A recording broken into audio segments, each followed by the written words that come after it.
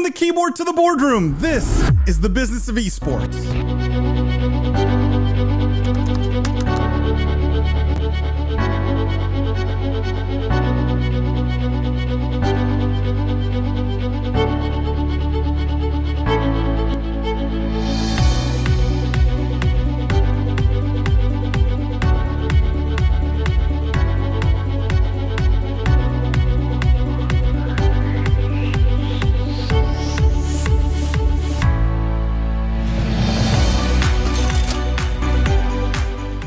From the keyboard to the boardroom, this is the Business of Esports Podcast. I am Paul the Prophet Dawalibi. I'm joined today by my friend and co-host, the Honorable Judge Jimmy Baratta. For those of you who are new here, welcome to the official podcast of esports. What we do is we cover the most pressing gaming and esports topics and news of the week, but we look at all of it through a business and C-suite lens. We dissect, we analyze the business implications of everything happening in this industry. For our regular listeners, thank you guys for tuning in every week. Thank you for all the love, the 5-star ratings and reviews. If you haven't yet, go leave a review on the podcast. We're humbled. We read all of them. We appreciate it so much when you leave a review, when you leave 5 stars on the podcast. It helps others to find the podcast. And maybe more importantly, share the podcast with a friend, with a colleague, with someone who's really into gaming or really into esports. That's how the podcast has continued to grow, and we appreciate it. Jimmy, how you doing this week? Hey, Paul.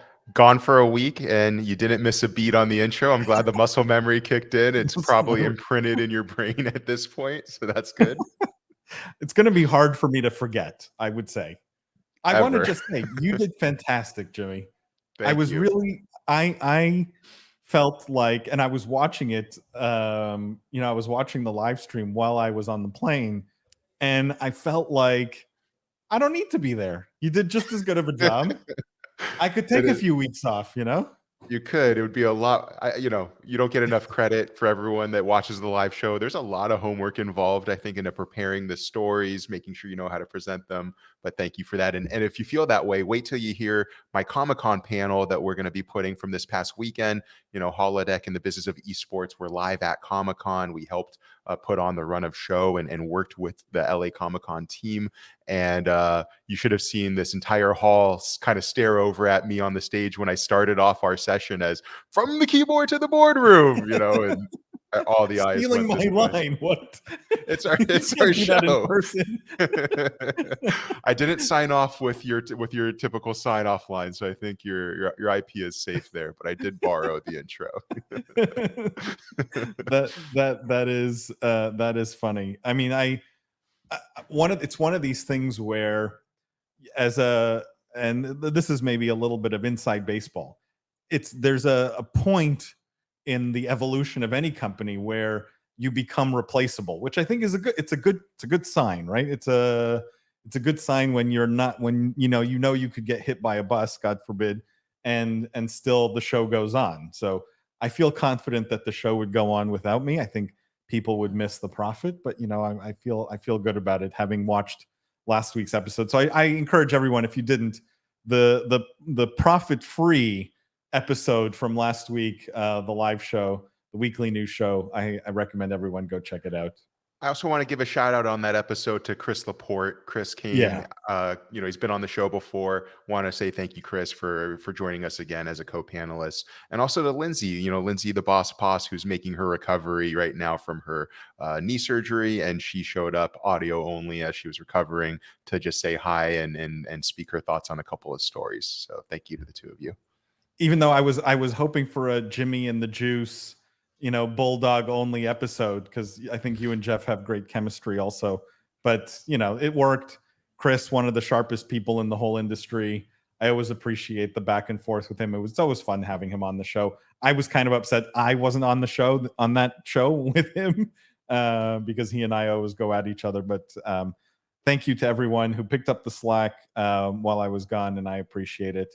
I'm actually back in Saudi Arabia next week. I will just say I'm speaking at the STEP conference, a huge startup and tech conference in Saudi Arabia, in Riyadh. I have an amazing panel of people, including Brian Ward, who's the CEO of Savvy Gaming Group, who are going to be on my panel. And so if you're in that region, if you're listening to this, make sure you come say hello. I will be there both days, and appreciate if people come say hi.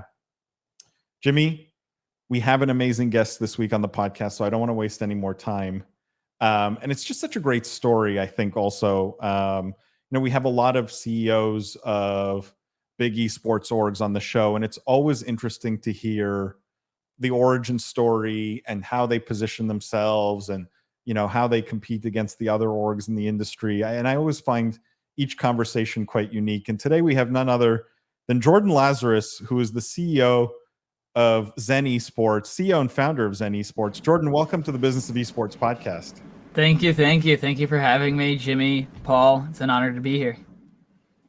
Jordan, for our viewers who maybe don't know about you, would love a little bit of the background, how you got into gaming and esports, why you got into it, and a little bit of the origin story. What were you doing before this and how did you end up at Zen, or how did you end up founding Zen?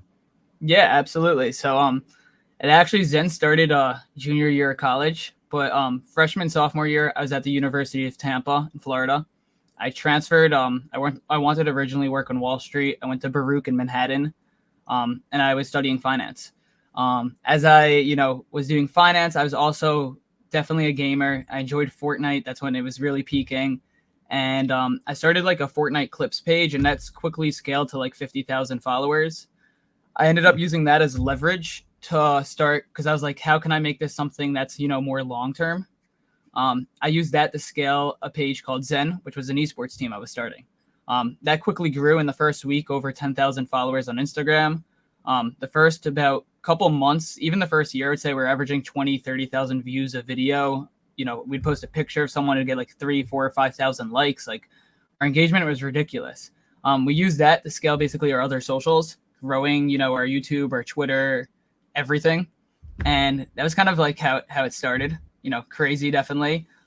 While I was in college, junior, senior year, finishing, my studies at Baruch, I ended up graduating cum laude, so top of the class, with a degree in finance and investments. But, the second I graduated, I decided to go full time. We're around 1.5 million followers between our team and players. And, in that last year, we've scaled to over 10 million followers now as of date. In 4 different games, Fortnite, Apex, Call of Duty, Valorant. We work with a massive agency, help our creators make, thousands to $10,000s of dollars a month, through different brand deals and opportunities. I mean, it's really changed over the last, you could say year alone. Went through my first pre-seed in like March. We're one of 40 teams that qualify for ALGS. For people that don't know what that is, that's the Apex big tournament. It's twice a year for $1 million. Got flown out to Sweden. I mean, it's been a journey to say the least. Jordan, I want to back up, because you said some things in terms of growth that I think are interesting, and the growth on your initial like Instagram pages and things like that. Do you think this was a function of the time you were operating at, or is all of this possible today? Like, I think a lot of times people who are looking at the industry go, it's more crowded now. It's harder. You can't just start a YouTube page or an Instagram account and get, 1 million followers anymore. What was some of the secret there early on? And how much do you think timing played into it? Timing definitely does matter, but it also doesn't matter. And I'll explain what I mean by that. I thought I was late to the show. I started my organization, honestly, after Fortnite peaked already. There was teams that were a year ahead of me that had an advantage, and I felt like I was behind. But, as I kept going, I passed these teams that I looked up to, and, we scaled right past them. So timing, you could say, does matter, but it also didn't matter, right? Like, it was still, Fortnite was still hot. It's still hot today. I people could absolutely start an organization today. I wouldn't say it's too late at all. We were behind the curve, but we ended up passing them. So that's kind of, what was the secret sauce then? If you can even talk about it, like how did you generate that much growth so quickly without a brand name? And as far as I understand, right, you didn't take any outside investment from like VCs or anything like that. So it was all organic growth, I assume. Mm-hmm. What was the secret? So I had 2 tricks. One of them, me having my page Fortnite Clips. Like, when I started that, I bought out the original name, Fortnite.clips. I still have the page. It hasn't posted in years. So I had like 40, 50,000. I used that as leverage to build a team, and people kind of got behind me. I also had another guy I brought on who had like another, 200K on Instagram. So we kind of had already a following to start and promoted it. But besides that, we're also posting like the absolute best quality posts every single day. So we'd post one video every day on Instagram, and that post would be like a ridiculous trick shot or a crazy clip. And these videos would like get like, I have a video with like 450,000 views on Instagram. Like I'm talking 2-3 years ago when that wasn't really a thing like that for you to hit an explore page. And it has like 50,000 shares, and people would send it around. They would, share it with their friends. They'd be like, look at this. And the quality we posted was actually, ridiculous. And people just kept sharing, tagging friends, bringing, and it built. So between my leverage of having a following already a bit and, the quality we were posting, it kind of did its magic. We also brought on, we weren't even in competitive at the time. This is during World Cup when Zen started, like in the middle of those 10 weeks to qualify. We recruited a guy, his name was For Real Josh. He doesn't play. He ended up quitting for soccer. He was like ESPN was looking at him and stuff. He was really talented. He placed, I think, like third in World Cup, which kind of put us on the map. Because only, I think, on West, the top one guy qualified. So he missed it by like 2 spots or something. And people like that were watching competitive were like, oh, look at this, and kind of also helped gain interest for viewers. What would you say, like, what was the thing that made you decide to leverage that call it early success on the social side into an org? Like, what was the attraction of building an org? And I asked this because I'm curious. It sounds like you had a great business before the org, right? Like you had a business that you probably could have monetized and continued to grow the same way you were growing it, just doing clips and content and more media rather than, actually field an org of players and competing. What made you decide that competing was sort of where you needed to take the business? So, I always had a mindset, like I always was thinking of ideas, inventions. I mean, I have a list on my phone of like 50 inventions. And my kind of mindset was, what's going to be more profitable? How can I scale this into something that's more long-term? Fortnite dies tomorrow, my page dies tomorrow, right? So that's kind of, why we also went into multiple games. But I basically was thinking like, how can I monetize, more? And I used that leverage to make an esports organization, because that's somewhere where you could get sponsors, brand deals, merchandise, build a community. Like it was something that was able to monetize a lot more than a repost page where you get some brand deals. It was just night and day the difference in my eyes. And that's kind of where I made the transition, because I was like, I will want to do this forever. I want to make this, worth a multi-100 million billion-dollar company in the next, decade or so. Like, how do we do that? And, doing that Fortnite page, I don't think was going to, where esports is definitely doable. So Jordan, I know from our own personal history of working together that you've also hosted some absolutely massive, incredibly well done and popular Fortnite tournaments. I'm curious if the thought process behind organizing these tournaments and inviting and working with some of the biggest names in that game at the time, and certainly today, if that was part of the process in turning into an esports org, or if that was earlier where you were still cultivating a community and finding different ways to mobilize your followers, right? Because we're talking so far about creating Zen really out of, hey, there's a large interest in our content. You have a following of people that feel like they want to be a part of your community, that want to be shared on your page as well for the cool things they're doing in the game. Then you kind of leverage that into signing more players, right, that actually had incredible talent and placed, above all else. I'm curious how the tournaments in the introduction of creating those events, how that came about, and how that either further reinforced your decision to lean into the org, or rather helped grow you in general. Absolutely. So when we started tournaments, by the way, for people that don't know, Jimmy is referring to, we hosted around $20,000 to $30,000 of tournaments in like 2020 time. And that was all funded from third-party companies. So it kind of started on our first brand deal, like our first sponsorship ever. Like I'm talking 2019, like we started in May. So like a few months after we started, we were running this promotion for a company and they wanted us to run a tournament. And I think it was like $500, and the results were crazy. Like we had like so many people competing with our fan base. So then it scaled to like, I think 1,000 to 5,000 to 10,000.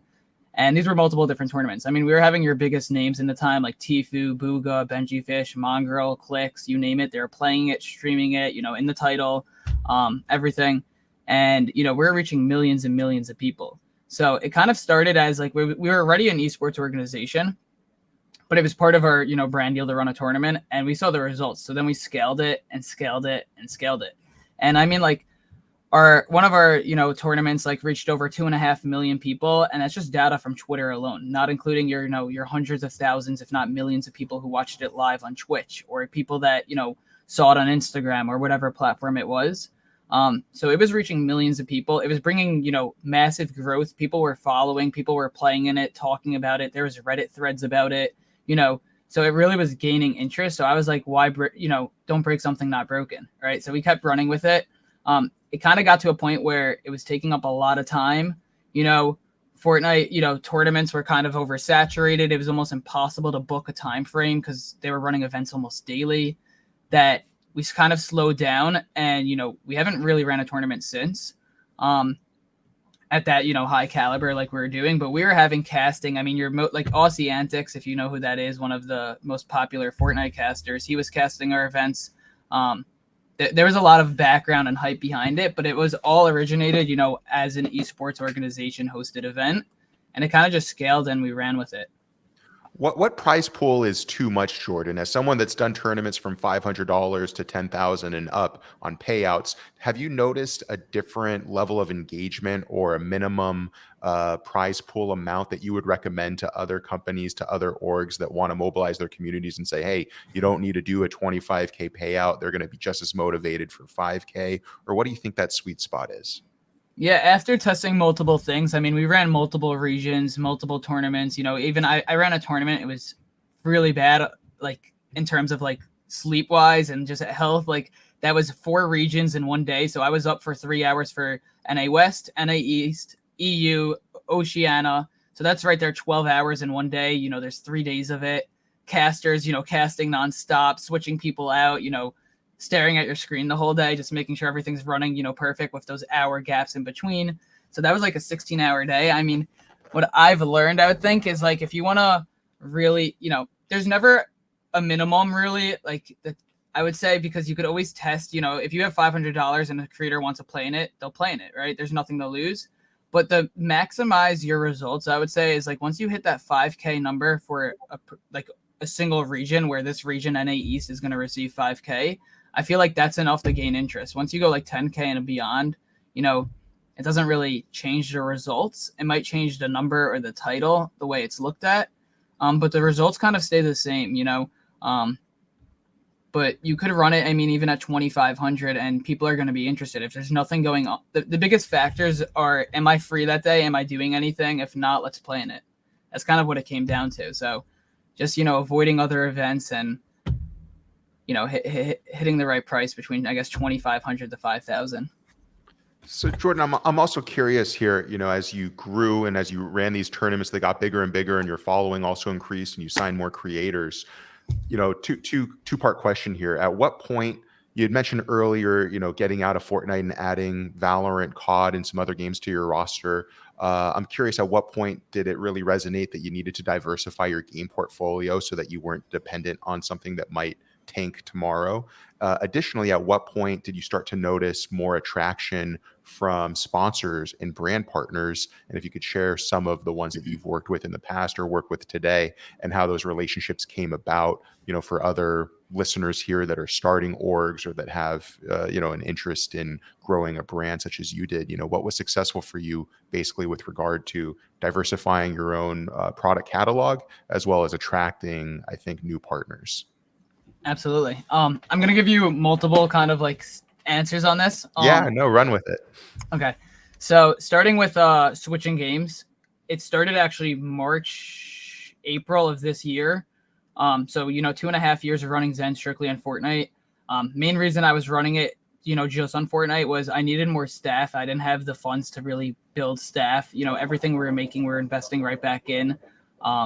So that was kind of like a trouble. I mean, running the org myself from production, recruitment, sponsors, brand deals, calls, talent acquisition, like you name it, it's a lot. I was putting 12 hours a day, and, switching to another game just sounded like another headache because I had to do it twice over.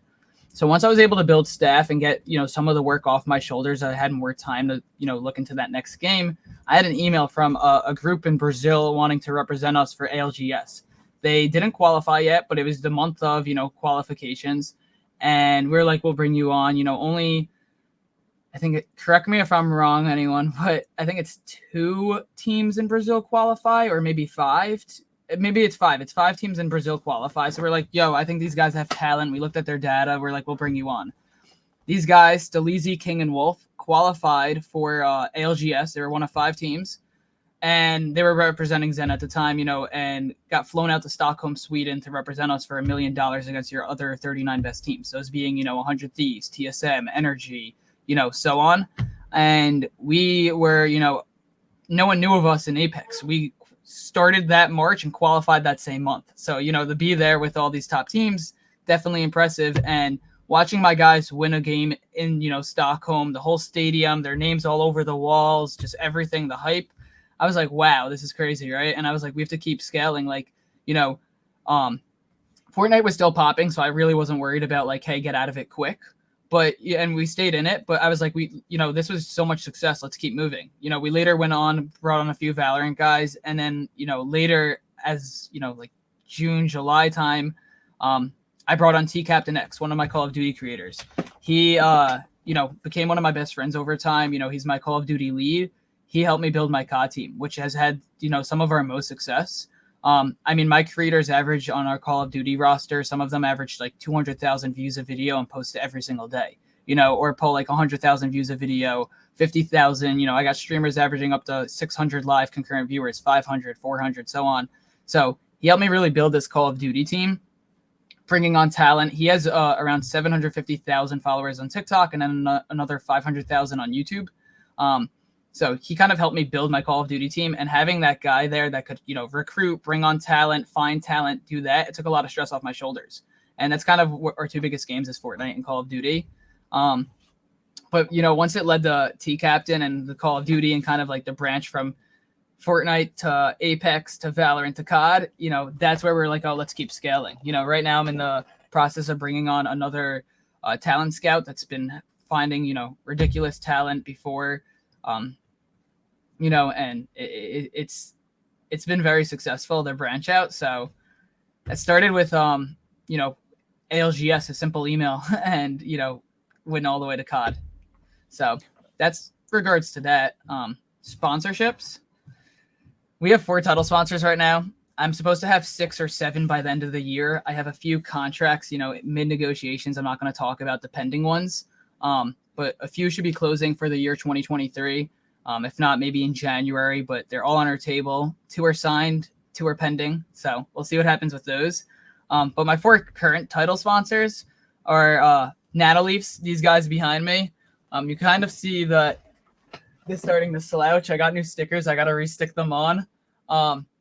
Nanoleafs, they're amazing. I've been a big fan of them. You see them in most gamer setups. And, the fact that they chose to work with us has been amazing.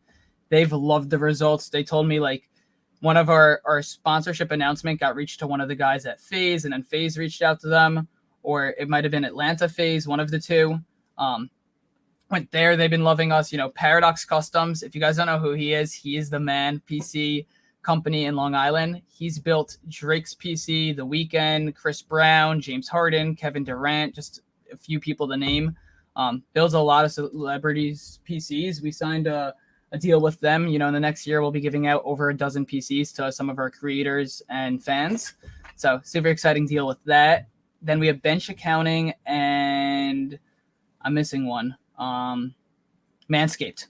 Bench Accounting is an accounting firm that we were using. They keep track of my books, income statements, balance sheets, bookkeeping, you name it. They do it all. It's all electronic, it's all live. Once my card is swiped, they get the, transaction, they keep the data, and they've been amazing. So I was already using them, and I reached out like, hey, I have a following, like, would you be interested in a sponsorship? I already use your platform. And that's kind of how that one started. And then Manscaped, everyone knows the famous men's razor. So, working with them, them supporting us behind has been nothing but amazing. And, I'm excited for 2023 to say the least. Jordan, was there any sort of conscious decision making around what games you got into, or was it more opportunistic? Like, was it because you found a particular talent and they played a certain game, or did you sort of have a strategy that said, here are the 6 games we want to be in this year, and methodically sort of go after talent in each one? Could you talk me through a little bit the thought process there? Yeah. So thought process is kind of a lot easier. It was we were looking at just what was popular. If you name your hottest games right now, it would be like Warzone, right? Warzone 2 now, I guess. Fortnite, Valorant, some Apex, and these games have just been popping for the last few years, controlling the numbers. And I was like, I need to be in all of them. So we kind of went like that. There's obviously a lot of other older games that are very popular, but it's kind of like the last few years switched to more battle royales, right? As Fortnite, gained their popularity and all these games followed.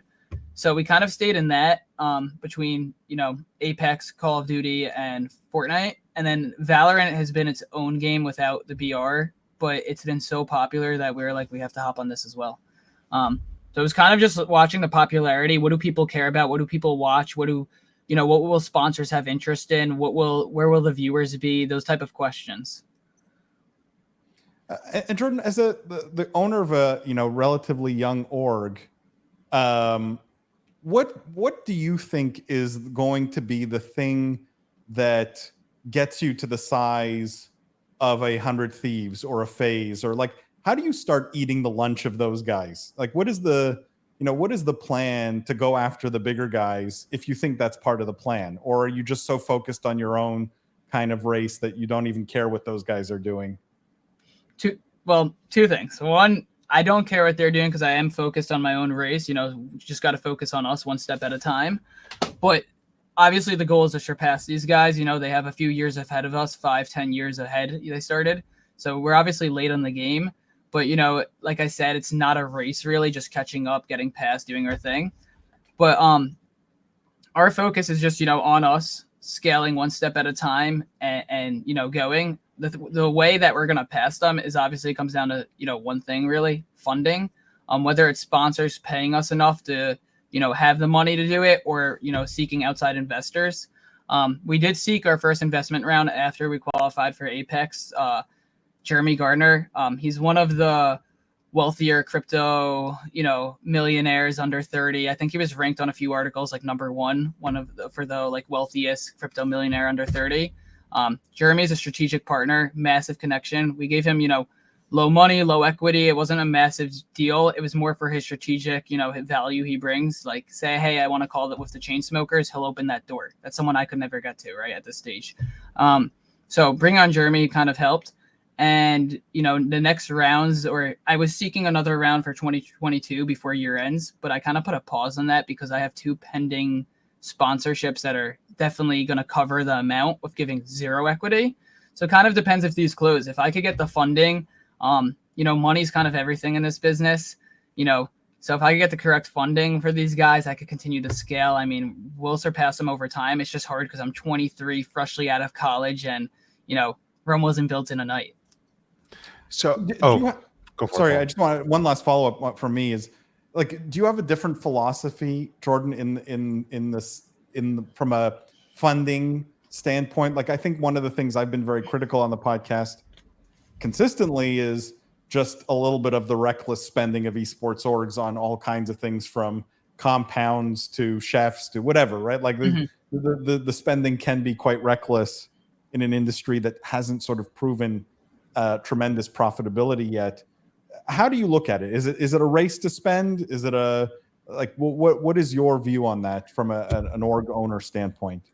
Yeah, so since I started this with literally no funding myself, following like hard work, dedication, all of that, a lot of time every day, our burn rate has been, extremely low compared to others. That's why investors, have high interest. We're not spending a ton while having insane results. So, I haven't been burning crazy. I'm putting in everything. We've stayed profitable, investing everything right back in, so it's been working for us. But it's not really a race to spend for us at all. It's kind of what's going to work. The reason why I've had so much success and creators choose Zen over, other companies that will offer 2, 3, 5x salaries than what we can is because I help my creators in so many ways, including monetization. I mean, I've made a creator over 5 figures this month just through brand deals alone. And that's all in his pocket, right? Where, a lot of organizations have different structures, they'll pay you a salary and you have to do X, Y, and Z for them every month because you're getting paid that salary or whatever, where I'm able to actually make a lot of money for my creators through different brand deals and opportunities. So they love it here. We help with editors, designers. I save one of my creators over $2,000 a month through our editing program. I help with outreach. I help with literally everything they need. So one thing that's been very successful for us is the fact that we're able to help our creators monetize so much. Our burn rate doesn't have to be crazy high because these companies are basically funding it, if that makes sense. So Jordan, it sounds like besides finding brand deals and also finding or optimizing and becoming more efficient with your creators, those are some of the value adds, I think, for your roster. What other ways are you looking at to generate profit for your org? I mean, you talked a lot about sponsorships. I'm curious if you're looking at merch, if you're looking at, more generic content and ad monetization. What's on the horizon for what we can see Zen doing next to kind of stay agile, but finding revenue that isn't just dependent on, big sponsor deals? Yeah. So besides sponsors and brand deals, which is a big part of, the money we make, we also monetize through all of our social media platforms. We have a really, authentic fan base. It's really there. Like, we're partnered on Discord. If you don't know, like, Discord might be like you have to hit certain thresholds. They'll decline you over and over and over. They care about activity. How active is your chat? And my chat is running 24/7. The fans, supporters, all of them are, really behind the brand. So, on Twitter, they have super followers. Discord has a monetization thing, or Twitch, monetizes every month. YouTube's, all of the platforms. Besides that, we also do revenue on our merch. We constantly drop the highest quality of products while keeping, I feel like, the prices competitive, low. And, our mindset is quality over, quantity. Some people just get the cheapest product, send it out so they have a bigger margin. Our products are really high end, something we've ran with and believe in. So between, brand deals, sponsors, social media platform monetization, merchandise, these are just some of the, few ways that we monetize. Jimmy, I don't know if you had anything before we get to everyone's favorite new segment. We're going to be 3 years into this. I'm still going to call it everyone's favorite new segment. And that is Judge Jimmy's cross-examination. It's where we get to know Jordan a little bit better as a person, as a gamer, get behind the scenes a little bit. Judge Jimmy, take it away. All right, Jordan, quick questions, quick answers. Your kind of knee-jerk reaction, I think, here. First question, what is your favorite game to stream? Fortnite. No hesitation. Started a Fortnite Zero org. Makes a lot of sense. Well, you said quick. No, it makes sense. What about your favorite game of all time?